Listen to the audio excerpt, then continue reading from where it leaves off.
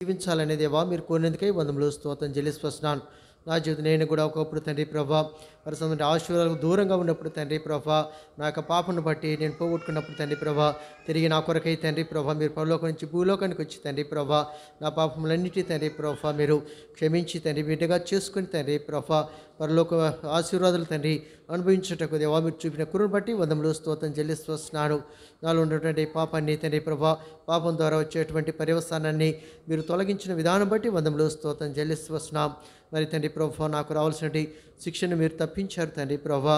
తద్వారా తండ్రి ప్రభా మీతో కూడా కూర్చునేటి ఆధిక్యతను తండ్రి ప్రభా శుభ నిరీక్షణను మీరు నాకు అనుగ్రహించకై వందములు స్తోత్రం చెల్లిస్తున్నాను. వారితిగా తండ్రి ప్రభా మమ్మల్ని అందరినీ దేవా మీ యొక్క ఆశీర్వాదంతో నింపుటకు మీరు ఇష్టపడిన దేవుడిగా ఉన్నందుకే వందములు స్తోత్రములు.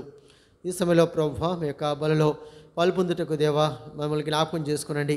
మా జీవితంలో తండ్రి ప్రభా మీరు కొలిచేసిన రక్షణను తండ్రి ప్రభా పోగొట్టుకొనకుండా ఈ భూమి మీద నమ్మకంగా మిమ్మల్ని సేవించుటకు దేవా కృప చూపించి పెట్టుకుంటూ వస్తున్నాం. మా జీవితాలను పరిశీలించుకొని సరిచేసుకొని యోగ్య రీతిలో ప్రభా మీ యొక్క బలలో పాల్పొందుటకు కృప చూపించమని సహాయపడమని యేసుక్రీస్తు వారి యొక్క శ్రేష్టమైన నామములో ప్రార్థించి అడిగి వస్తున్నాము తండ్రి. ఆమెన్. ఆమెన్. ఏమ్మా ఎవరు చెప్పరా ఆమెన్ అని చెప్పండి. ఆమెన్. గుడ్. కొరింథీయులకు రాసిన మొదటి పత్రిక అపోస్తలుడైన పౌలు కొరింథీయులకు రాసిన మొదటి పత్రిక 11వ అధ్యాయము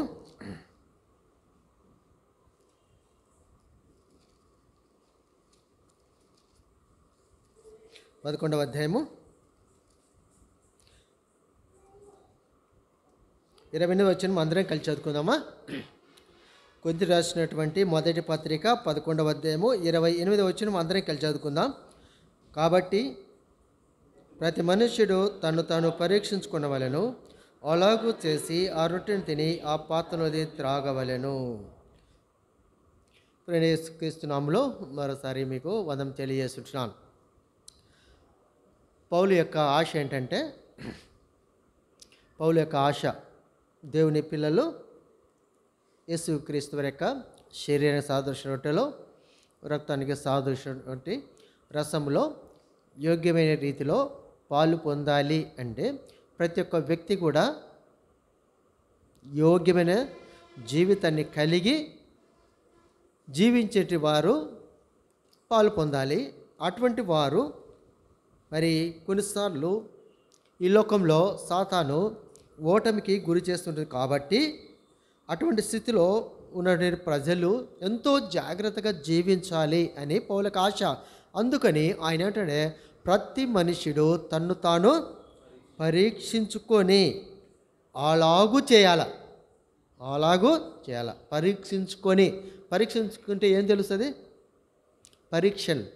పరీక్షించుకుంటే ఏం తెలుస్తుంది? మన జీవితం ఎలా ఉంది, అది అప్పుడు మన మనస్సాక్షి మనకు తెలియజేస్తుంటుంది, మన యొక్క మనస్సాక్షి. సో ఆ మనస్సాక్షిని బట్టి మనం సరి చేసుకుంటాం.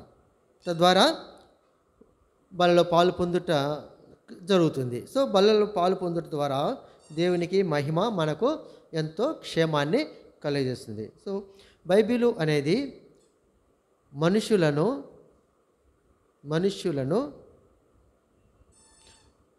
వారి యొక్క జీవితాలను ఉన్నది ఉన్నట్టుగా బయలుపరుస్తుంది. అంటే మనుషులను ఉన్నది ఉన్నట్టుగా బయలుపరుస్తుంది. ఏదది? బైబిలు కప్పిపుచ్చదు. గమనించండి ప్రియమైన, బైబిలు మనుషులు కప్పిపుచ్చదు, మనుషులను ఉన్నది ఉన్నట్టుగా చూపిస్తుంది. అది బైబిలు. నోహు దేవుని కృప పొందినవాడు, దేవుడే సాక్ష్యం ఇచ్చాడు. అలానే ఆయన పొరపాటును, ఆయన తప్పిదాన్ని కప్పిపుచ్చాడా? పరిశుద్ధ గ్రంథంలో అరే ఆయన కృప పొందినవాడు కదా, నేనే మెచ్చుకున్నాను కదా అని దేవుడు అనుకుని ఆయన చేసిన పొరపాటును కప్పిపుచ్చాడా? బైబిల్లో ఎక్కడ లేదు. ఏంటి? ఆయన దేవునితో నడిచినటువంటి వ్యక్తి. లోకమంతా ఒకవైపు వెళ్తూ ఉంటే ప్రభు కొరకు ఒకవైపు ప్రభు కొరకు వెళ్ళినటువంటి వ్యక్తి. వర్షాలు లేవు, ఏమీ లేవు. ఎప్పుడు వర్షపు చుక్క కూడా చూడండి సందర్భంలో ఓడగట్టమంటే విశ్వాసం చేసిన వ్యక్తి. అటువంటి వ్యక్తి దేవుని కృప పొందిన వ్యక్తి. ఆ యొక్క వ్యక్తిని మరి ఉన్నది ఉన్నట్టుగా బైబిల్లో ఆ వ్యక్తి గురించి బయలుపరచబడింది. ఆయన వ్యవసాయం చేశాడు. వ్యవసాయం చేసేటప్పుడు ఆయన ద్రాక్ష తోట నాటాడు. ద్రాక్ష తోట వచ్చింది, ద్రాక్ష ఫలాలు వచ్చాయి. ఆ ఫలాలు వస్తే రసం తీసుకున్నాడు, రసం తాగాడు, మత్తుడయ్యాడు, వస్త్రహీనుడయ్యాడు. ఆదికాండము 9వ అధ్యాయం 1 నుంచి 12 వచనాల వరకు ఉంటాయి. ఏంటి కప్పిపుచ్చింది ఆ బైబిల్లో? ఉన్నది ఉన్నట్లు బయలుపరుస్తుంది. అదేం చూపిస్తుంది? అంత గొప్ప వ్యక్తులే ఆ స్థితిలో ఉన్నప్పుడు దేవుడు ఒప్పుకోలేకపోతే నువ్వు నేను మనము ఎంత? అది ఏశావు వేటకి వెళ్ళి యాకోబుకు ఆశ తీర్చమంటే ఆకలి అది కోరిక తీర్చేదానికి వెళ్తాడు. వెళ్ళి తెచ్చాడా? నటించాడు. ఎవరి వల్ల నటించాడు? ఎవరి వల్ల? యాకోబు వల్లే నటించాడు. నటన దేవుడు అక్కడ కప్పిపుచ్చాడా? ఉన్నది ఉన్నట్లుగా పరిశుద్ధ గ్రంథంలో మనుషుల యొక్క జీవితాన్ని ఉన్నది ఉన్నట్లుగా చూపించే అదే బైబిలు. అహరోను మోషే కొండ ఎక్కి ఆ కొండ మీద ఉన్నప్పుడు ఆలస్యమైంది, ప్రభు సన్నిధి గడపడం ఆలస్యమైంది. అప్పుడు ప్రజలందరూ ఏమన్నారు? ఈ మోషే ఐగుప్తు దేశంని తీసుకుని వచ్చాడు, మమ్మల్ని బయట తీసుకొచ్చి నడిపిస్తున్నాడు, అరణ్యం నడిపిస్తాడు. ఈ కొండ ఎక్కాడు, ఏమయ్యాడో ఏమో, అయోమయంలో ఉన్నారు ప్రజలు. వారికి ఓపిక లేక మరి ఏం చేస్తూ వచ్చారు? అహరోను దగ్గరికి వచ్చి మాకు ఒక దూడం చేయమన్నాడు. దూడం చేయమన్నారు. అహరోను ఏం చేశాడు? మీ చెవులో ఉన్నటువంటి బంగారు అవి ఇవి పోగులు అన్నీ తెచ్చివ్వండి. అగ్నిలో వేయగా దూడ అయింది. అప్పుడు ఆ దూడకు వాళ్ళు నమస్కారం చేస్తున్నామని, ఓ ఇశ్రాయేలు నీవే మమ్మల్ని ఐగుప్తులో నుంచి తోడుకొని వచ్చావా అని నమస్కరించారు. వారి యొక్క పాపాన్ని కప్పిపుచ్చారా? దేవుడు కప్పిపుచ్చలు. ఏంటి? ప్రజలకు అక్కడ ఓపిక లేదు. మీరు అనుకుంటారేమో 12:30 అయింది, 12:30 కాబోతుంది, అన్న ఎన్ని గంటలకు ముగిస్తాడో అనుకుంటుంటారేమో. అవునా కదా? ఎన్ని గంటలకు ముగిస్తున్నాము అని ముగిస్తాడేమో అని మీరు అనుకుంటే ఒకసారి మనం కూడా పరీక్ష చేసుకోవాలి. ఏమని? మనం ఎన్ని గంటలకు వచ్చాము అమ్మా? మనము ఏంటి ఎన్ని గంటలకు వచ్చా? నేను అడగను, తప్పు ఉందా దాంట్లో? తప్పేం లేదు. మీరు ఎప్పుడు ముగిస్తారని మీరు అనుకోవడం తప్పేం లేదు. కానీ దాని ఎన్నుకు మన టైంకి ఆరంభిస్తే టైంకే ముగించుకుంటాం. అలానే నేను లేట్ చేయను, ముగిస్తాను, టైంకే ముగిస్తాను. ఓకేనా? సో కాబట్టి బైబిల్ అనేది మనుషుల యొక్క జీవితాలను, మనుషులను ఉన్నది ఉన్నట్టుగా చూపిస్తూ ఉంటుంది. జస్ట్ లైక్ ఒక అద్దం అండి. అద్దం దగ్గర ఉన్న ఇప్పుడు నేను నా ముఖాన్ని ఇప్పుడు ఎలా ఉంది నేను చూసుకోగలనా? అదే అద్దం దగ్గరికి వెళ్తే నా ముఖం ఇలా ఎలా ఉంది ఏంటి అనేది ముఖం అవతారం అంతా చూపిస్తుంది అద్దం. అట్లా బైబిల్ అండి. బైబిల్ చదువుతూ ఉంటే అట్లా మన జీవితం మనకు కనిపిస్తూ ఉంటుంది. కాబట్టి దేవుని యొక్క వాక్యంలో ఇప్పుడు దావీదు ఉన్నాడు. యుద్ధ సమయం వచ్చినప్పుడు అందరిని యుద్ధానికి పంపించాడు. ఆయన ఒక్కడే నిలబడ్డాడు యెరూషలేములో, మిద్ది మీద అటు ఇటు తిరుగుతున్నాడు. ఆయన చేసింది తప్పు, పొరపాటు. ఆ పొరపాటును బైబిల్లో కప్పిపుచ్చి ఇంకో విధంగా రాయబడిందా? లేదు. నువ్వు చేసింది తప్పు. అందరు యుద్ధానికి వెళ్ళిందంటే నువ్వు రాజువు, నువ్వు కూడా యుద్ధ భూమిలో ఉండాలి, నువ్వు ఇక్కడ నీకేమి పని అన్నట్లు ప్రశ్నించడం జరుగుతూ. కాబట్టి బైబిల్లో దేవుని పరిశుద్ధ గ్రంథము మనుషుల యొక్క జీవితాలను కప్పిపుచ్చదు. అందుకే కొన్నిసార్లు దేవుని వాక్యం చెప్తున్నప్పుడు కొన్నిసార్లు మనకు గుచ్చుకుంటుంది, కొన్నిసార్లు మన హృదయం తాకుతుంది. ఓ ఇది నా గురించి చెప్పారే అని అనిపిస్తూ ఉంటుంది. కానీ ఆ చెప్పిన మాటను మనము అంగీకరించి దానిని ఒక సవాలుగా తీసుకొని దాని కొరకు అరే ఇది నా క్షేమం కోసము దీని యొక్క వాక్యము ఎత్తబడింది అని అనుకొని దాని ప్రకారము సరి చేసుకుంటే ఎంతో క్షేమాన్ని కలుగజేస్తుంది. అదే బల్ల తెలియజేసేది. ఆ బల్ల అదే తెలియజేస్తూ ఉంటుంది. ప్రతి మనుష్యుడు తను తాను పరీక్షించుకోవడము. వాక్యం ఏం చేస్తుంది? పరీక్షిస్తుంది. వాక్యం ఏం చేస్తుంది? పరీక్షిస్తుంది. మనం చూసాం కదా ఇప్పుడు భక్తుల యొక్క జీవితాలను ఎవరు పరీక్షించాడు? వాళ్ళని దేవుడు పరీక్షించి వారి జీవితాలను ఉన్నది ఉన్నట్టుగా దేవుని యొక్క గ్రంథంలో లిఖించడం జరుగుతూ వచ్చింది. దాని ద్వారా మనము నేర్చుకొని అరే అటువంటి గొప్ప భక్తులే ఇటువంటి పరిస్థితులు మనం ఎంతటి వారమని ఎంతో జాగ్రత్త కలిగి ఈ భూమి మీద నివసించుట కొరకై పరిశుద్ధాత్మ దేవుడు ఆ మాటలను రాపించాడు. ఎవరి కోసం? మన కోసం. ఎందుకు? మనము అటువంటి స్థితి గుండా వెళ్ళకూడదని, మన యొక్క ఆత్మీయ క్షేమాభివృద్ధిని కోరేటి దేవుడు మనము మంచి దేవుని యొక్క మార్గంలో నడవాలని దేవుడు ఉద్దేశించాడు. కాబట్టి ఈ యొక్క బల్ల ఏమి చూపిస్తుందంటే, మనము యేసుక్రీస్తు వారి యొక్క రక్తంలో కడగబడిన వారు ఆయన యొక్క మార్గంలో నడవడము, అది బల్ల చూపిస్తుంది. రెండవది, ఈ యొక్క బల్ల ఏమి చూపిస్తుందంటే, ఆ నడిచేవారు వారి యొక్క జీవితంలో కొన్నిసార్లు ఎదురటే పరిస్థితులను తట్టుకొని ప్రభు కొరకు ఎదురు చూచుట అనే విషయాన్ని కూడా ఈ యొక్క బల్ల తెలియజేస్తుంటుంది. అంత మాత్రమే కానీ ఈ యొక్క బల్ల దేన్ని చూపిస్తుందంటే, యేసుక్రీస్తు వారు నా కొరకు ఒకానొక దినమున ఈ లోకానికి రాబోతున్నాడు, నేను ఎత్తబడుతాను, అందుకోసమని ఈ యొక్క బల్ల అది నన్ను సిద్ధపరుస్తూ ఉంటుంది, నన్ను మరి ఒప్పింపచేసేటువంటి స్థితిలో ఉంటుంది, నన్ను బాగు చేసేటువంటి స్థితిలో ఉంటుంది. సో కాబట్టి అందుకోసం నా బల్ల ఏం చూస్తుందంటే, మన యొక్క ఆత్మీయ జీవితాన్ని ఆయన కోరినటువంటి మార్గంలో నడిపించుటకు సహాయపడేటువంటిది. అందుకే ఆ మాట రాయబడింది, తను తాను పరీక్షించుకోవాలి. పరీక్ష చేసుకోకుండా పాలు పొందగలమా? పాలు ఉదాహరణకి పిల్లలకు పరీక్షలు పెడతారు కదా, ఎగ్జామ్స్. ఎందుకు పెడతారు ఎగ్జామ్స్? 10th క్లాస్ ఇప్పుడు ఎగ్జామ్స్ జరుగుతున్నాయి కదా, 10వ తరగతి ఎగ్జామ్స్ జరుగుతున్నాయి కదా. వాళ్ళు సంవత్సరం అంతా పోయింటారు కదా, క్లాసులకి పోయింటారు లేదా? మరి అట్టే ప్రమోట్ చేయొచ్చు కదా. అంటే వాళ్ళందరినీ పాస్ చేసేసి ఎగ్జామ్ లేకుండా, పరీక్ష లేకుండా ఇంటర్మీడియట్కి పంపించవచ్చు కదా. ఎందుకు పరీక్ష మధ్యలో? ఎందుకు చెప్పండి? ఎందుకమ్మా పరీక్ష? మీరు పరీక్షలు ఇప్పుడు అందరు 10th పాస్ అయిన ఉన్నారా? ఉన్నారా? లేరా? 10th పాస్ అయిన మీరు 10th ఎట్లా పాస్ అయ్యారు బ్రా? చదివి రాశారు కాబట్టి పాస్ అయ్యారు. అంటే ఏంటి? ఎంత మట్టుకు మనము చదివిన దాన్ని ఎంత మటుకు గుర్తుపెట్టుకున్న దాన్ని ఆ పరీక్షలో పేపర్ మీద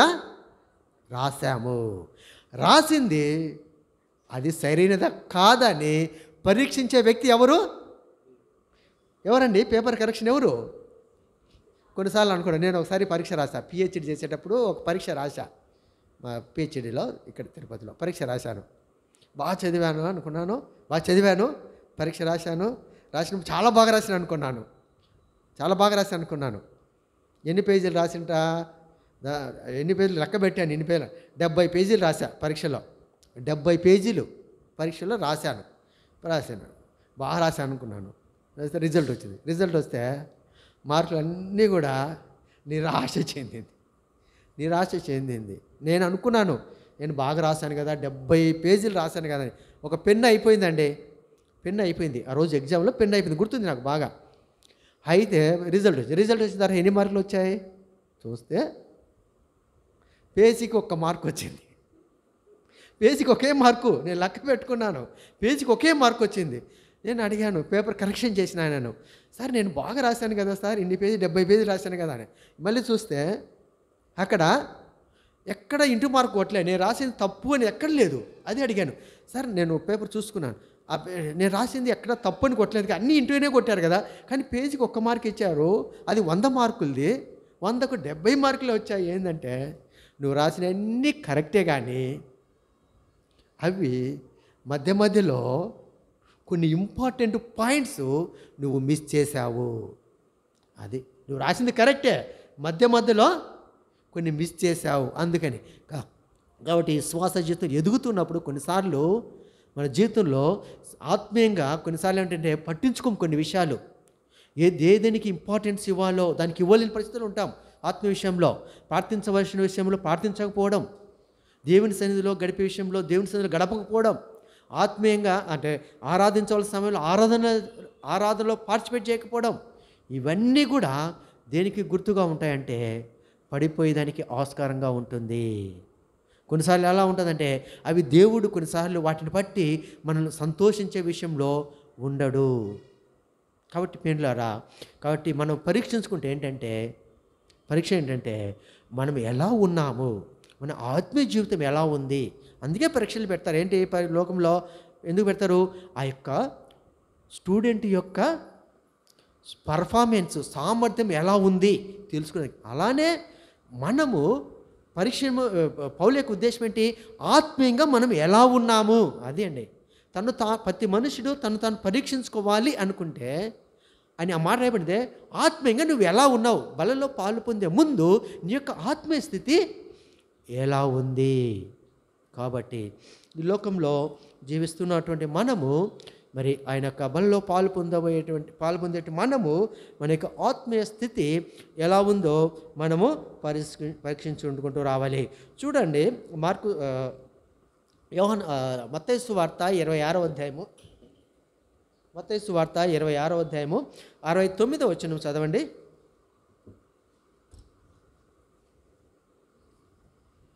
మత్తయి సువార్త 26వ అధ్యాయం 69వ వచనం.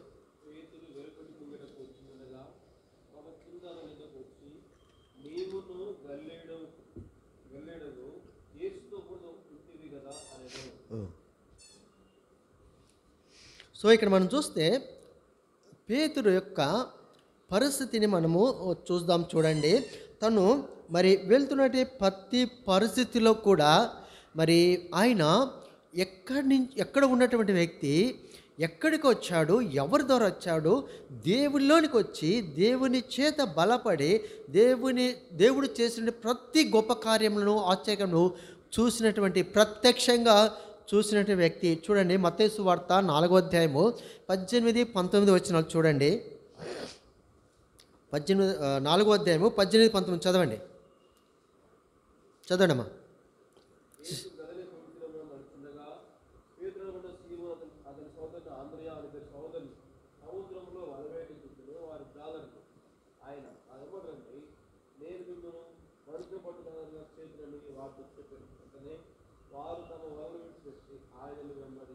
చూడండి, ఇక్కడ మనం చూస్తే పేతురు ప్రభు దగ్గరికి రాక మునుపు తన పరిస్థితి ఏంటంటే, తను చేపలు పట్టుకుంటున్నాడు. పట్టుకున్న సందర్భంలో దేవుడు ఆయన దగ్గరికి వెళ్ళి, గమనించండి పేరింటారా, దేవుడు పేతురు దగ్గరికి వెళ్ళి ఆయనతో మాట్లాడుతూ ఉంటున్నాడు. పేతురు దగ్గరికి వెళ్ళి, చూడండి, పేతురు ఆయన దగ్గరికి వెళ్ళలేదండి. దేవుడు ఆయన దగ్గరికి వెళ్ళి ఆయనతో మాట్లాడుతుంటున్నాడు. మాట్లాడుతూ సందర్భంలో ఒక మాట చెప్పాడు. ఏం మాట చెప్పాడు? మీరు నన్ను నా వెంట రండి, ఫాలో మీ అంటాడు. నన్ను వెంబడించండి, నా వెంట రండి అంటే వాళ్ళు ఏమనాలి? అయ్యా, మేము చేపలు పట్టుకుంటున్నాము, మాకు ఇది జీవనోపాధి, ఈ చేపలు పట్టుకొని వీటిని అమ్ముకుంటేనే మాకు పూట గడుస్తుంది, మా జీవితం ఇది, మా బ్రతుకులు దీని మీద ఆధారపడ్డాయి, కాబట్టి దీన్ని విడిచిపెట్టి నీతో మేము ఎలా వస్తాము అన్నాడా పేతురు? అనలేదు. వెంటనే తమ వలలు విడిచిపెట్టి ఆయనను వెంబడించిరి. ఇదేమి చూపిస్తుందంటే, దేవుని మాట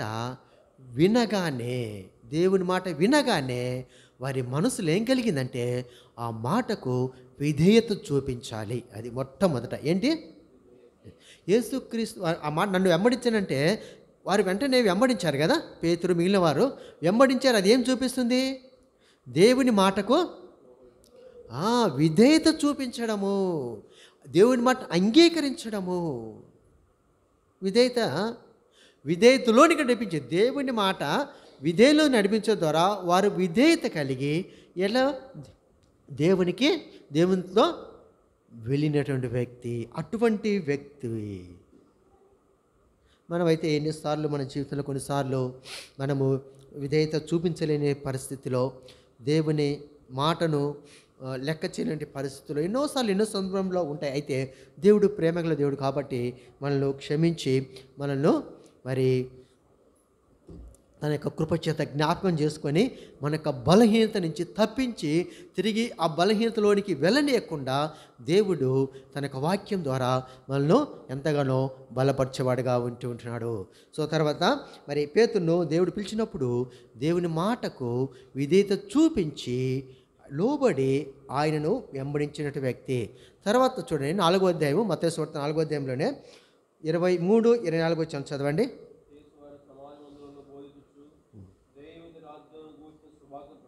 చూడండి, యేసుప్రభు వారు దేవుని రాజ్యాన్ని గురించి స్వార్థ ప్రకటిస్తూ చదువు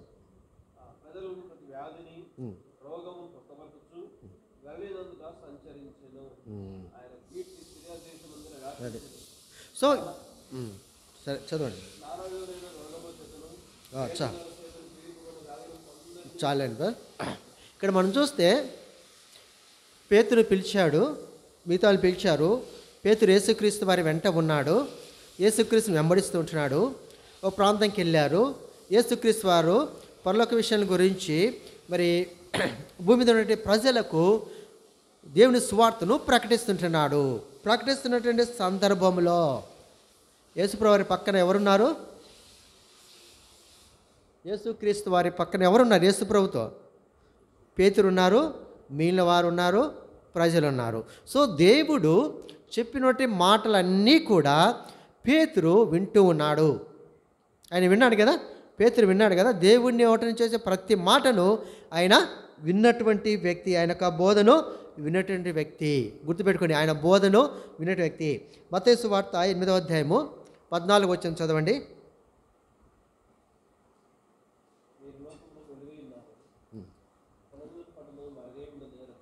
8:14 అదేనా? 8:14 అండి. మత్తయి సువార్త 8:14.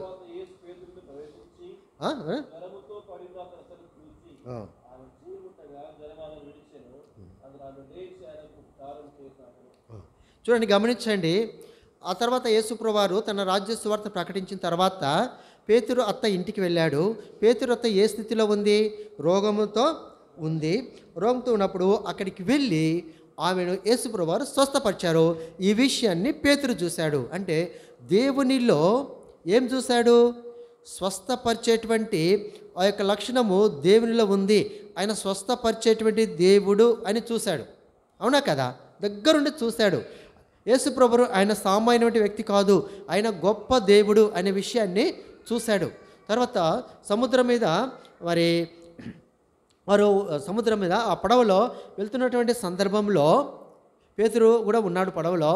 మరి తెల్లవారుజామున యేసుప్రభువు వారు నడుస్తూ వస్తూ ఉంటే పేతురు వాళ్ళు అనుకుంటారు భూతము అనుకుంటారు, దయ్యం అనుకుంటారు. అప్పుడు దేవుడు వారి దగ్గరికి వచ్చినప్పుడు దేవుడు వారితో మాట్లాడినప్పుడు పేతురు ఏమంటాడు? నీవు ప్రభువు అయితే ఈ నీళ్ళ మీద నడుచుటకు నాకు సెలవిము చెప్పు అంటాడు. నడుస్తాడు. ఈ సన్నివేశం ఏంది చెప్తాడంటే, అప్పుడు పేతురు నీళ్ళ మీద నడుస్తున్న సందర్భంలో నడిచాడు కదా, నడుస్తూ కొంత దూరం పోయేసరికి సముద్రపు అలలను చూశాడు. చూసిన వెంటనే ఏమైంది? మునిగిపోతున్నాడు. గమనించిపోయినారా? యేసును చూస్తున్నంతసేపు మునిగిపోలేదు, కానీ సముద్రంలో ఉన్నటువంటి ఆ యొక్క అలలను, ఆ గాలి తుఫాలను అది చూసినప్పుడు మునిగిపోతున్నాడు. గమనించండి, యేసు ప్రభును చూస్తే భద్రత, క్షేమం ఉంటుంది. లోకాన్ని చూస్తే, లోక పరిస్థితులు చూస్తే పతనం ఉంటుంది. అందుకే లోకం కొన్నిసార్లు మనకు లోకంలో ఉన్నటువంటి కొన్ని ఆచారాలు, కొన్ని పద్ధతులు ఉంటాయి. అందుకే మనం దేవుని బిడ్డలుగా కొన్నిసార్లు మనము కొన్ని పోగొట్టుకోవాలి. కొన్ని నష్టపోయినా పర్వాలేదు. లోక పద్ధతులు, లోక ఆచారాలు, లోకపు యొక్క పనులు, చేష్టలు ఎంతో లోకంలో ఎంజాయ్ చేస్తారు. కొంత నష్టపోయినా పర్వాలేదు, మనం కొన్ని మాటలు వినకూడదు. కొన్నిసార్లు మనం చెవిని వేసుకోకూడదు. కొన్నిసార్లు మనం పోతూ ఉంటే ఎన్నెన్నో సినిమా పాటలు పెడుతూ ఉంటారు, సౌండ్ పెడుతుంటారు. వాటి గురించి మన దృష్టి వాటి మీద మళ్ళకూడదు. ఈ మధ్య పోయిన సంవత్సరము నేను మా పాప హైదరాబాద్కి విజయవాడకి వెళ్ళి మెడికల్ రిజిస్ట్రేషన్ మా పాపది కోర్స్ అయిపోయిన తర్వాత రిజిస్టర్ చేయించాలి. విజయవాడలో రిజిస్ట్రేషన్ చేయించుకొని వస్తే మేము ఒక బస్సు ఎక్కాము. విజయవాడలో. తిరుపతి బస్సు ఎక్కాము. మొత్తము ఇంకా ఎక్కి ప్రయాణం చేస్తున్నాము. అది దాదాపు టికెట్ ₹2000 టికెట్. ఎక్కి ప్రయాణం వస్తున్నాం. మా సుమారుగా విజయవాడ దాటిన తర్వాత వాడు టీవీ పెట్టేశాడు. దాంట్లో టీవీ పెట్టాడు. టీవీ పెడితే చాలా సౌండ్ పెట్టి సినిమాలు పెట్టేశాడు. ఇంకా మాకు సుమారుగా విజయవాడ దాటి వచ్చి ఒక 30-40 కిలోమీటర్లు అయింది. ఆ చిన్న ఊరు మాకు తెలియదు. వాడు పక్కన ఆపినాడు. ఇంకా నాకు ఏమి ఇచ్చింది, మా పాప నిద్రపోతూ ఉంది. నేను లేపాను. నిద్రపోతూ ఉంటే నేను లేమని చెప్పేసి ఎందుకు అంటుంది. లే అని చెప్పి దిగుదాం ఇక్కడ. ఏంది అప్పుడే తిరుపతి ఆడొచ్చినది, మనము తిరుపతి కదా పోవాల్సింది కదా డాడీ, తిరుపతిలోకి టికెట్ తీస్తున్నాం కదా, మనము తిరుపతి టికెట్ తీస్తున్నాం కదా అని అంటా ఉంది. లేదు నువ్వు దిగు అని చెప్పాను. దిగింది. మా పాపకు అర్థం కాలే, నిద్రపోయింది కదా అర్థం కాలే. అయితే అప్పుడు నేను చెప్పాను, ఆ బస్సులో టీవీ పెట్టారు, చాలా డిస్టర్బెన్స్గా ఉంది మనకి, నువ్వు నిద్రపోయినా నీకు తెలియదు కానీ నాకు చాలా డిస్టర్బెన్స్గా ఉంది, అందుకోసమని దిగా. బ్రాడ్ ఇప్పుడు బస్సు ఎట్లా మనకన్నది. అది చిన్న ఊరు, ఎందుకు ఆపాడో తెలియదు కానీ బస్సు ఆపాడు. టికెట్ ఏమో 2000. మరి టికెట్ అందుకు ఉంది కదా, డబ్బులు మరి అని మళ్ళీ టికెట్ తీసుకోవాలి కదా, మళ్ళీ తీసుకోవాలి అని చెప్పాను. అట్లా కొన్నిసార్లు మేము దిగేసాము, వెంటనే మళ్ళీ వేరే బస్సు వస్తే మామూలు బస్సు వస్తే అది ఎక్కేసి వచ్చాము. అంటే నేను ఎందుకు చెప్తున్నానంటే కొన్నిసార్లు మనకు అది అభ్యంతరకరంగా, మన జీవితానికి అది అభ్యంతరకరంగా ఉంది అనుకుంటే మనమే దూరంగా ఉంటే మంచిది. అది నా ఉద్దేశం. మనమే దూరంగా ఉంటే మంచిది. కొన్నిసార్లు నష్టం జరగవచ్చు, కానీ ఆ నష్టానికంటే ఆత్మీయ నష్టంగా ఎక్కువ కదా. సో అట్లా కొన్నిసార్లు అటువంటి పరిస్థితులు కూడా మనకు ఎదురవుతాయి. కాబట్టి మన జీవితంలో మరి దేవుని వెంబడిస్తున్నట్టు మనము అనేకమైన విషయాల్లో మనలో పరీక్షించుకుంటూ రావాలి. సో పేతురు మరి యేసుక్రీస్తు వారి యొక్క గొప్పతనం ఏంటో, ఆయనలో ఉన్నటువంటి శక్తి ఏమిటో ఆయన చూసినటువంటి వ్యక్తి. అంతే మాత్రం కాదు కానీ మత్తయి సువార్త 10వ అధ్యాయము 1వ వచనం 2వ వచనం చదవండి. మత్తయి 10:1. సిస్టర్స్ చదవండి, బ్రదర్స్ అన్న చదవండి. చదవమ్మా. మత్తయి సువార్త 10వ అధ్యాయం 1-2. బ్రదర్స్ అయినా చదవండి, సిస్టర్స్ చదవండి.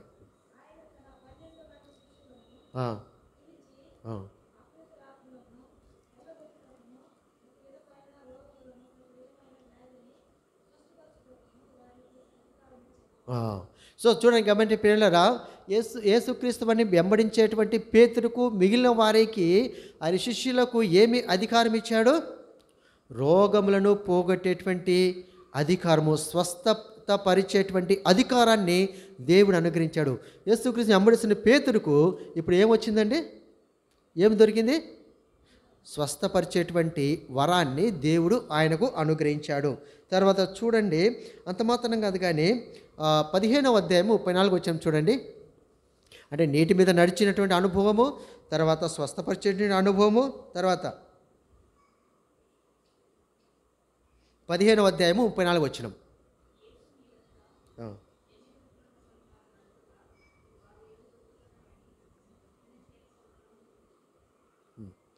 సో ఇక్కడ మనం చూస్తే మరి యేసుక్రీస్తు వారి యొక్క రాజ్య సువార్తను వినేదానికి అనేక మంది వచ్చినప్పుడు వారికి ఆహారం పంచిపెట్టే కొరకై, అక్కడ ఆహారం పెట్టుట కొరకై, అక్కడ ఆహారం లేనప్పుడు అక్కడ యేసుప్రభువు వారు ఆహారము ఉందని అడిగినప్పుడు, అయితే అక్కడ 7 రొట్టెలు కొన్ని చిన్న చేపలు ఉన్నాయని ప్రభుకు వర్తమానం తీసుకుని వెళ్ళడం జరుగుతూ వచ్చింది. అయితే దేవుడు వాటిని ఆశీర్వదించి 4000 మందికి పంచడం జరుగుతూ వచ్చింది. ఆ తర్వాత మిగిలినటువంటి ఆ యొక్క రొట్టె ముక్కలను ఎన్ని గంపలు ఎత్తారంట? 7 గంపలు ఎత్తారు. 7 గంపలు ఎత్తారు. ఈ సన్నివేశాన్ని పేతురు దగ్గరుండి చూశాడు. దేవుని యొక్క మహత్కార్యాన్ని, ఆశ్చర్యకారాన్ని దగ్గరుండి కన్నులారా చూచినటువంటి వ్యక్తి. ఇంకో సందర్భంలో ఇదే మత్తయి సువార్త 14వ అధ్యాయము 19 నుంచి 21 వచనం వరకు మనం చూస్తే, 19 నుంచి 20 మనం చూస్తే అక్కడ కూడా ఇదే పరిస్థితి ఎదురైంది. అక్కడ 5 రొట్టెలు 2 చేపలు ఉంటే వాటిని దేవుడు ఆశ్రయించి 5000 మందికి పంచిన తర్వాత అక్కడ ఎన్ని గంపలు ఎత్తారంట?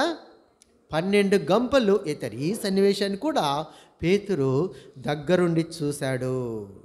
ఇంకొక సందర్భంలో పేతురు ఏమంటాడు? మత్తయి సువార్త 16వ అధ్యాయం 16వ వచనం. ఇది చదవండి అమ్మా. మత్తయి సువార్త 16వ అధ్యాయం 16వ వచనం చదవండి. చదవండి సిస్టర్స్, చదవండి, గట్టి చదవాలి. మీరేం చదువుతున్నారో నాకు వినిపించలేదు. చదువు సిస్టర్. అందుకు సీమోను పేతురు,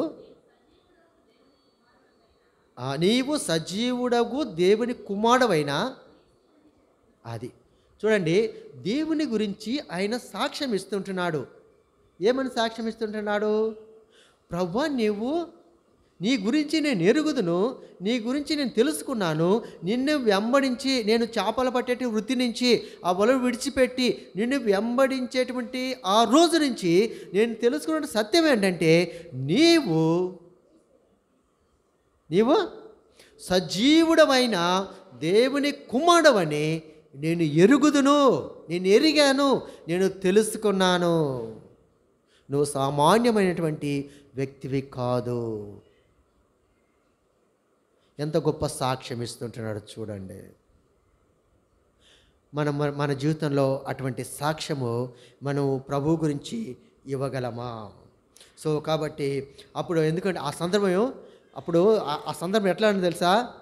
యేసుప్రభుని వెంబడిస్తున్న వారు చాలామంది వెళ్ళిపోతూ ఉంటే, యేసుప్రభు వారిని వెంబడిస్తూ కొంతమంది వెనక్కి వెళ్ళిపోయారు, పాత జీవితానికి వెళ్ళిపోతూ ఉంటే, అప్పుడు పేతురుతో అంటాడు ఆయన, పేతురు, అందరూ వెళ్ళిపోతున్నారు కదయ్యా, నీవు కూడా వెళ్ళిపోతావా? దేవుని ప్రేమ ఎంత గొప్పది చూడండి. ఆ మాట అన్నప్పుడు ఎంత బాధ అనిపిస్తుందండి.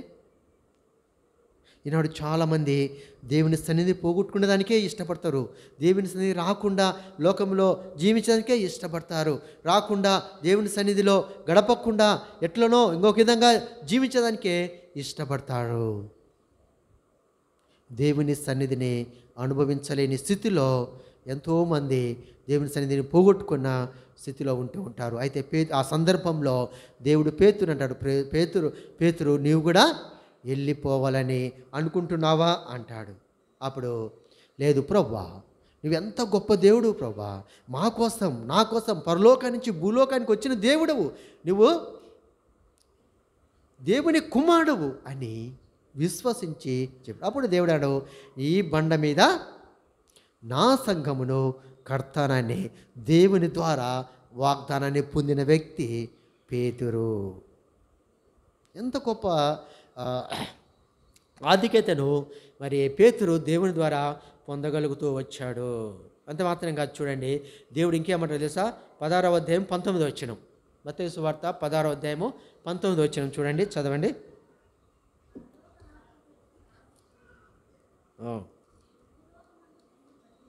చూడండి, పేతురు అంటాడు అండి, పరలోకపు తాళపు చెవులు. ఎంత గొప్ప బాధ్యతను దేవుడు అప్పగించాడో చూడండి. ఎక్కడో చేపలు పట్టుకునే వ్యక్తి, చదువు లేదు, అటువంటి వ్యక్తిని దేవుడు పిలిచాడు, ఏర్పరచుకున్నాడు, బాధ్యతలు అప్పగిస్తూ ఉంటున్నాడు. ఇవన్నీ పేతురు చూస్తూ ఉంటే చాలా ఆశ్చర్యం అనిపించింది కదా. తను అనుకుంటున్నాడు, ప్రభా, నేను ఎక్కడి నుంచి, నా స్థితి ఏమిటి, నా బ్రతుకేంటి, నా పేరెంట్స్ ఏంటి, నా వృత్తి ఏంటి అని అనుకుంటున్నాడా? తప్పకుండా అనుకొని ఉంటాడు. తన యొక్క గత జీవితానికి జ్ఞాపకం చేసుకుంటాడు. అరే, ఈ స్థితిలో ఉన్న నన్ను దేవుడు ఎంత ఉన్నతమైన స్థితిలోనికి దేవుడు నన్ను తీసుకొని వచ్చాడా? తప్పకుండా పేతురు అనుకొని ఉంటాడు. అయితే అక్కడ మనం చూస్తే పేతురు యొక్క విశ్వాసాన్ని దేవుడు చూసి, ఆయనలో ఉన్నటువంటి నమ్మకత్వాన్ని చూసి ఆయనకు అది అప్పగిస్తూ వచ్చాడు. పరలోకపు తాళపు చెవులను ఆయన అప్పగిస్తూ వచ్చాడు. అంత మాత్రం చూడండి, తర్వాత మత్తయి సువార్తలో 17వ అధ్యాయము 1 నుంచి 3 వచనాలు చూడండి. అక్కడ మనం చూస్తే మరి ఆ యొక్క కొండ మీద ప్రభువుతో ఏకాంతముగా గడిపెట్టిన అనుభవము. ఎంత గొప్ప ఆధిక్యత చూడండి. ప్రభువుతో గడిపేటువంటి సమయము ఏకాంతముగా. అందుకే మనం ఏం చేస్తాం తెలుసా? ఉదయకాలం లేస్తానే మనము ఏకాంతంగా కుటుంబ ప్రార్థన చేసుకోక మునుపు ఏకాంతముగా దేనికి వాక్యాన్ని మనం చదువుకుంటాం. కొంతమంది కుటుంబ ప్రార్థన చేయకముందు చదువుకుంటారు, కుటుంబ ప్రార్థన చేసిన తర్వాత కూడా కొంతమంది వాక్యాన్ని ఇండివిజువల్ వ్యక్తిగతంగా మేము వ్యక్తిగతంగా ఫస్ట్ చదువు చేసుకుంటాము, తర్వాత కుటుంబ ప్రార్థన తర్వాత చేసుకుంటాము. ఇది రెండు చేసుకోవాలి. వ్యక్తిగతం అంటే బైబిల్ పఠనము, వ్యక్తిగతం అంటే అదే అండి ఏకాంతము. పేతురు ప్రభుతో ఏకాంతంగా గడిపిన అనుభవము. మనము ఏకాంతంగా దేవుని యొక్క వాక్యాన్ని చదివి ధ్యానించి, ఆనాడు ఆయన ప్రభుతో పేతురు గడిపితే ఈనాడు మనము అదే దేవుడిచ్చినట్టు మాటలు, ఆ మాటలే వాక్యము దేవుడు అయినాడు కాబట్టి ఆ దేవుడితో మనం ఈనాడు గడుపుటకు దేవుడు మనకి ఎంతో ఆధిక్యత ఇచ్చిన వాడిగా ఉంటున్నాడు. తర్వాత అంత మాత్రం కాదు కానీ ఎన్నో తనకు పేతురుకు చూడండి ఒక మాట అంటాడండి. 26వ అధ్యాయము మత్తయి సువార్త 26వ అధ్యాయం 33వ వచనంలో చూడండి. 26:33 చదవండి. 26వ అధ్యాయం 33వ వచనం చూడండి, గమనించండి. పేతురు అంటున్నాడు, అందుకు నీ విషయమై అందరూ అభ్యంతరపడినను నేను నీ విషయమై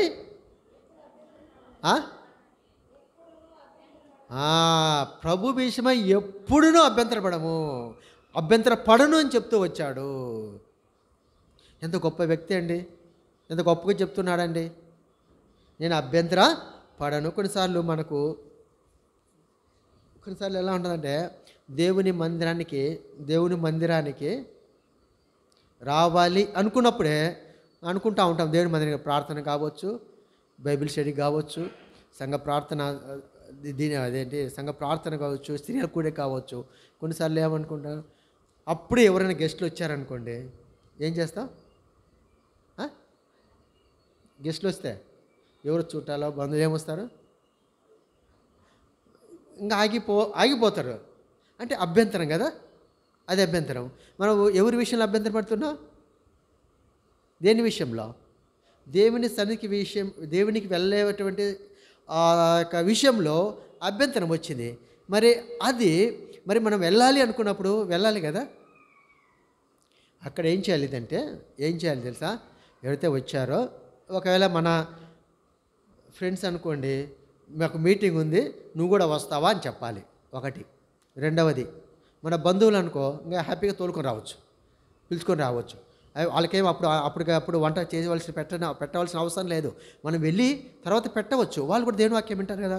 ఒకవేళ ఇంకా వేరే ఫ్రెండ్స్ వచ్చారనుకో, దేవుని ఎరగని వారు వచ్చారనుకోండి, లేదండి ఈరోజు మందిరంలో స్త్రీల కూడిక ఉంది, ఉపవాస ప్రార్థన ఉంది, సంఘ ప్రార్థన ఉంది, బైబిల్ ఉంది, కొద్దిగా మేము వెళ్ళాలి, ఈరోజు ఈ టైంకి వెళ్ళాలి, మళ్ళీ క్షమించండి, తర్వాత నేనే మీ దగ్గర వచ్చి మాట్లాడతాను అని చెప్పాలి. ఈ నా జీవితంలో ఎన్నోసార్లు ఇటువంటి వాటి కూడా వెళుతూ వచ్చాను. కానీ అలా చేసినప్పుడు ఏంటంటే మనకి ఏదైతే అభ్యంతరం ఉంటుందో ఆ రీతిగా మనము ఎంతో ప్రేమపూర్వకంగా మనం చెప్పినప్పుడు దేవుడు మనను అర్థం చేసుకొని ఆ నుంచి తప్పించి దేవుని సన్నిధిలో గడిపిన ఆధిక్యం దేవుడు ఇస్తాడు. పేతురు అంటాడు, ఎన్ని అభ్యంతరాలని నేను నిన్ను విడిచిపెట్టాను అంటాడు.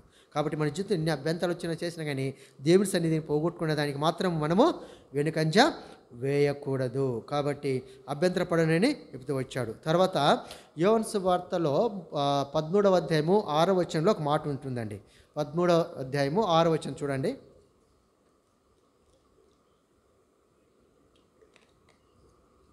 చదవండి. 13:6 యేసు ప్రభువారు కాళ్ళు కడిగినట్టు సన్నివేశం అదేనా?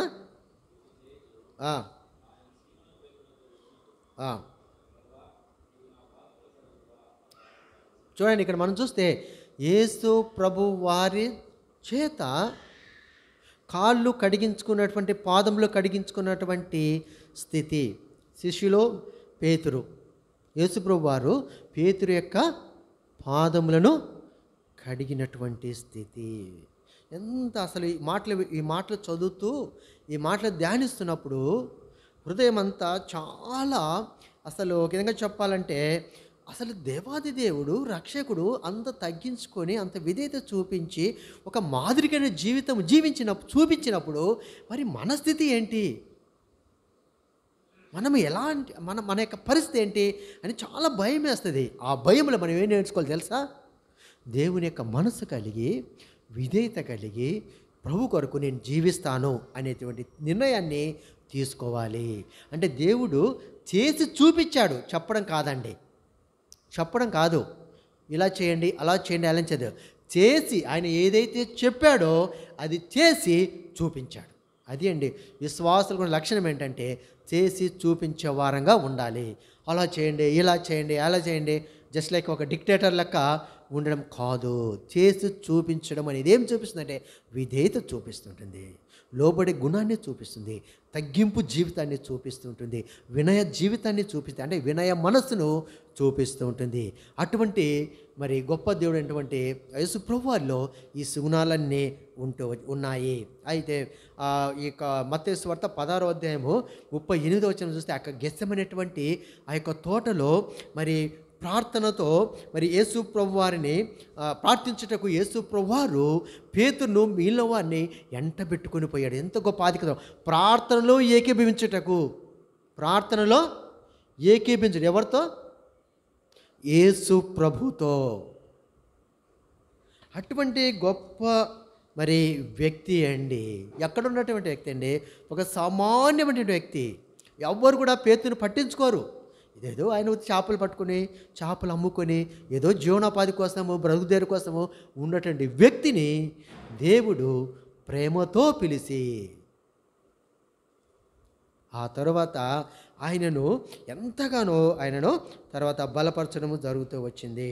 కొన్నిసార్లు ఆయన తప్పిపోతున్నటువంటి సందర్భంలో ఎంతో సున్నితంగా దేవుడు ఆయనను హెచ్చరిస్తాడు, ఆయనతో మాట్లాడతాడు. చూడండి యోహాను సువార్త 21వ అధ్యాయము, యోహాను సువార్త 21వ అధ్యాయము చదవండి, 15వ వచనం చదవండి.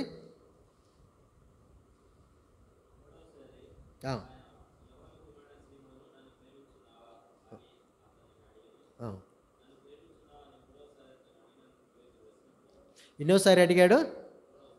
మూడోసారి అడిగాడు. ఏమడిగాడు? నన్ను పేరు పెట్టి పిలిచి, పేరు ఉందాడా? ఏం పేరు?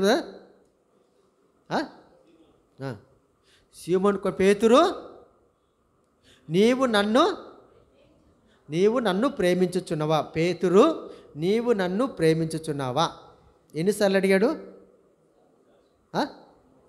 ఇప్పుడు ఒకే ప్రశ్న మీరు నన్ను అడిగారు అనుకోండి, బ్రదర్ మీరు ఎలా వచ్చారు అని అడిగారు అనుకోండి, నేను బస్సులో వచ్చానని చెప్తాను. మళ్ళీ రెండోసారి అడిగారు అనుకోండి, బ్రదర్ మీరు ఎలా వచ్చారు? బస్సులో వచ్చాను. మూడోసారి అడిగాను అనుకోండి అదే ప్రశ్న, నేనేమనుకుంటాను? జనరల్గా అంటే మైండ్ ఏమన్నా ఇదిగా లేదు ఒకే ప్రశ్న నేను మిమ్మల్ని అడిగాను అనుకోండి, ఒకే ప్రశ్న మిమ్మల్ని అడిగాను అనుకోండి, మీరేమనుకుంటారు? అన్నకు మతిపోయింది అనుకోరా? అనుకుంటారు.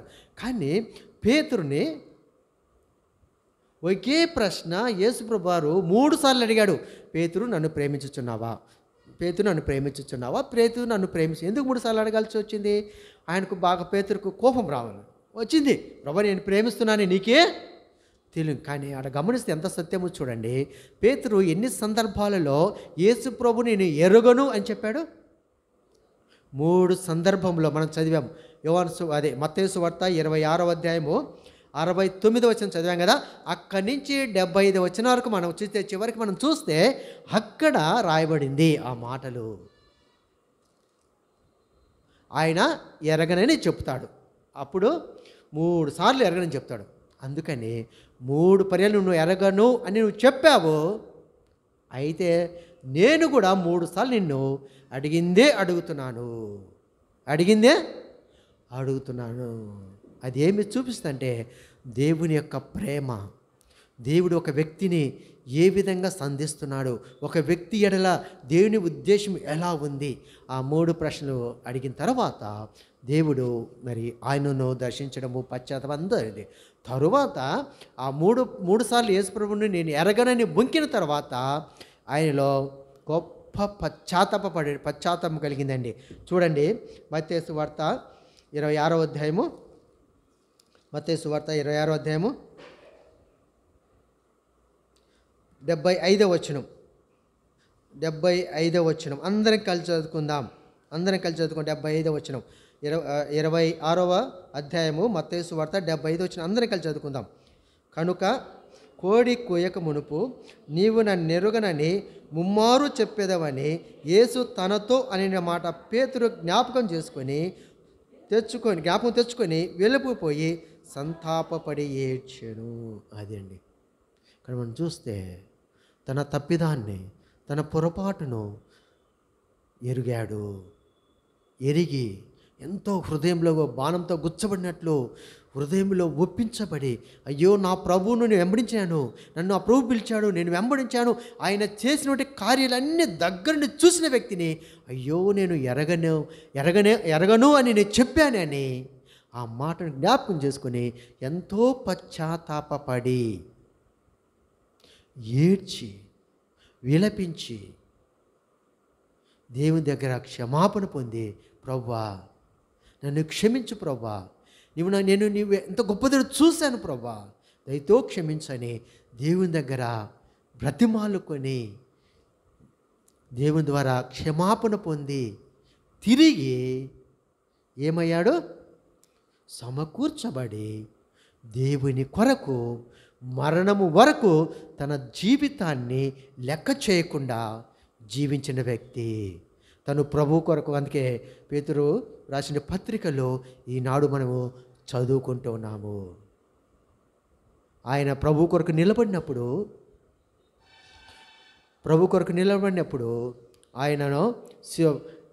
ఆయన చంపాలని చూస్తున్నప్పుడు, సిలువకు వేసి చంపాలనుకున్నప్పుడు ఆయన అంటాడు, నా ప్రభువును తలకు పైపెట్టి శిలువ మీద చంపారు, నా ప్రభువులే నేను చనిపోవటకు నాకు అంత అర్హత లేదు, నా తల కిందికి పెట్టి నా కాళ్ళు పైకి పెట్టి మీరు చంపేయండి, నేను ప్రభు కొరకు చనిపోవటకు సిద్ధంగా ఉన్నాను. ఎంత సిద్ధపాటు కలిగిన వ్యక్తి.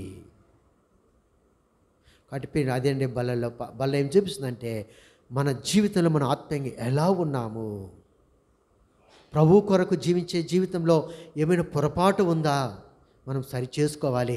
దేవునికి ఇవ్వాల్సిన సమయం ఇవ్వలేకపోతుంటున్నామా, దేవుని సన్నిధికి రాలేకపోతుంటున్నామా, ఆయన సన్నిధిలో గడపలేకపోతుంటామా? పేతురు వలె హృదయంలో గుచ్చబడి పశ్చాత్తాపపడాలి. యేసుప్రభువుని అప్పగించిన వ్యక్తి ఎవరండి? ఎవరు? యూదా ఇస్కరియోతు కూడా ఏడ్చాడు, దుఃఖపడ్డాడు, కానీ తను ఒక కార్యం చేయలేదు. తను పశ్చాత్తాపడి పూర్తి హృదయంలో దేవుని దగ్గరికి రాలేదు. ఆయన పేతురు దేవుని దగ్గరికి వచ్చాడు. దేవుడు ఆయన్ను సరిచేసి బాగు చేసి క్షమించి తిరిగి పరిచర్యకు వాడుకున్నాడు. దేవుని కొరకు జీవించి వాడుకున్నా. కానీ మరి ఈయనలో అటువంటి పశ్చాత్తాపం లేదు కాబట్టి ఏడ్చాడు, దుఃఖపడ్డాడు. యూదా ఇస్కరియోతు తిరిగి దేవుని దగ్గరికి రాలేదు కాబట్టి లోకానుసారమైన దుఃఖము మరణాన్ని కలుగజేస్తుంది. చూడండి, కొరింథీ రాసినటువంటి మొదటి పత్రిక 2వ పత్రిక 7వ అధ్యాయం 10వ వచనం.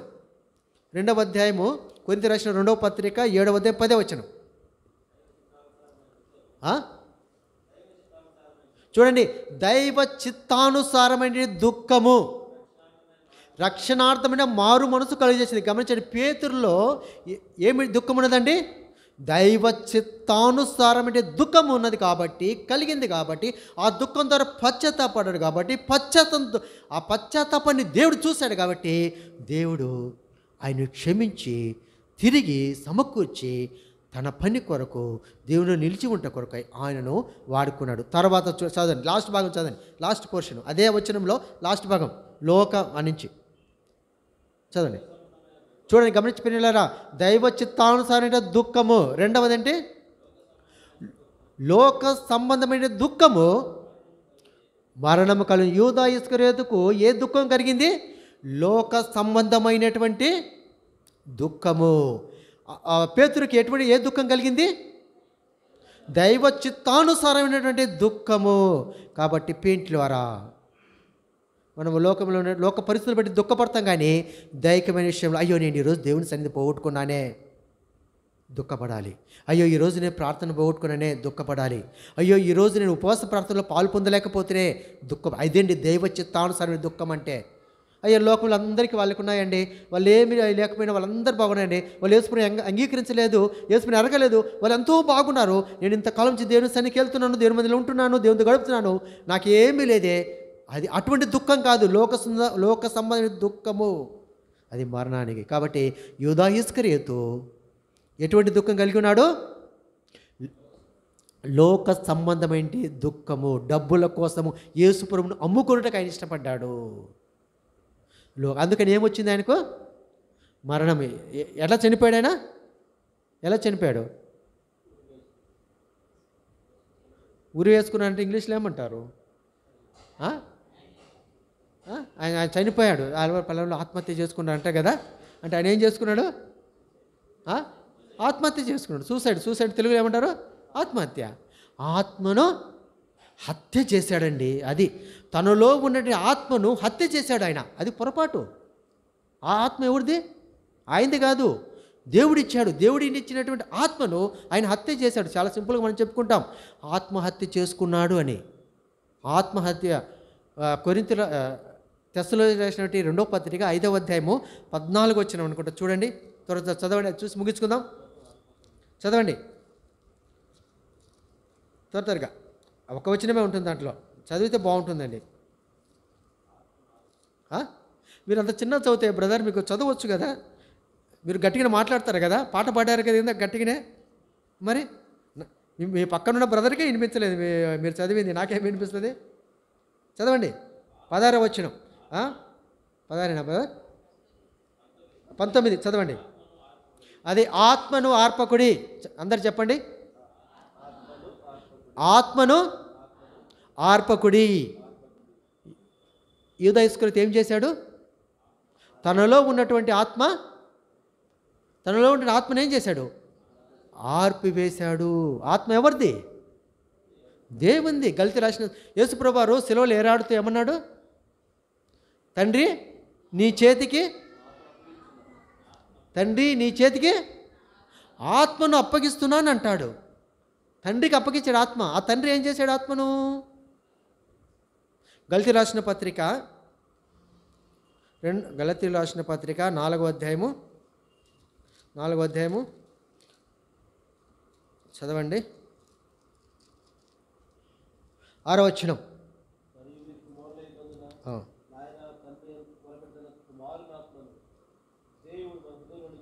చూడండి, తన కుమారుని ఆత్మను దేవుడు మన హృదయంలోనికి పంపెను. గమనించిన పిల్లలారా, యేసుప్రభువు వారు ఏమన్నాడు శిలువలో? తండ్రి నా యొక్క ఆత్మ నీ చేతికి అప్పగిస్తున్నాడు. తండ్రి ఏం చేశాడు? ఆ యొక్క ఆత్మను ఎవరి హృదయంలో పంపించాడు? ఇప్పుడు మన హృదయంలో ఎవరి ఆత్మ ఉంది? కుమారుడైనటువంటి యేసుక్రీస్తు వారి యొక్క ఆత్మ ఉంది. కాబట్టి యేసుక్రీస్తు వారి యొక్క ఆత్మ మనలో ఉంది కాబట్టి మనం ఎలా నడిపించబడాలి? దేవుని ప్రేమించేవారు, ఆయన వెంబడించేవారు, ఆయన ఆజ్ఞలను అనుసరించేవారు యేసుక్రీస్తు వారి యొక్క ఆత్మ ద్వారా నడిపించబడాలి. అది కాబట్టి పింటారు. మన ఇదంతా ఏం చూపిస్తుందంటే, మరి పేతురు మరి దైవ చిత్తానుసారమైన దుఃఖాన్ని పొందాడు కాబట్టి ఆయన సమకూర్చబడ్డాడు. తిరిగి గొప్ప వ్యక్తిగా దేవుని సన్నిధిలో తను కనబడుతూ వచ్చాడు, దేవుని పని చేస్తూ వచ్చాడు. అయితే యూదా ఇస్కరియోతు లోక సంబంధించిన దుఃఖాన్ని కలిగి ఉన్నాడు కాబట్టి ఆ దుఃఖం ద్వారా తన ఆత్మను చంపివేసుకున్న వ్యక్తిగా ఉంటున్నాడు. ఈనాడు చాలామంది వాళ్ళ జీవితాలను అర్ధాంతరంగా ముగించుకుంటారు.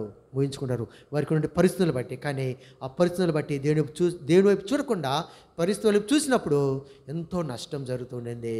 యూదా ఇస్కరియోతు అదే చేస్తూ వచ్చాడు. పరిస్థితులు చూశాడు, పరిస్థితులు పరిష్కారం అనుగ్రహించేటువంటి దేవుని వైపు చూడలేదు. కానీ అందుకని ఎంతో నష్టము, ప్రాణ నష్టం జరిగింది. కానీ పేతురు ఆ పరిస్థితులకు తన జీవితంలో ఏదైనా పరిస్థితులను అధిగమించుటకు దేవుని వైపు చూశాడు కాబట్టి దేవుడు ఆయనకి సాయం చేశాడు.